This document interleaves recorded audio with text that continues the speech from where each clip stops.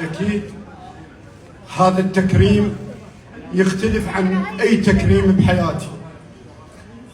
أنتم تشوفون هذا التكريم عن ممثل نجح بدوره، أنا أشوفه كلش مختلف.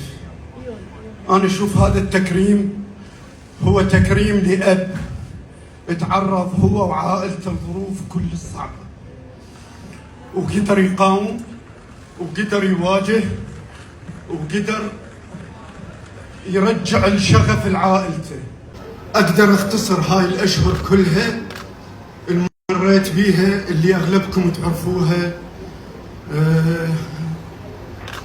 بقول الله سبحانه وتعالى: بسم الله الرحمن الرحيم، ثم يجعل الله بعد عسر يسرا.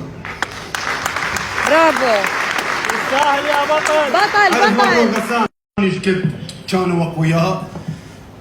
عائلتي بناتي زينب وزينه وشهم هم اللي قووني، هم اللي خلوني واقف هنا. اشكر رب العالمين اللي رجع لي وشهم من الموت، هاي الانسان العظيم. الحمد لله الحمد لله.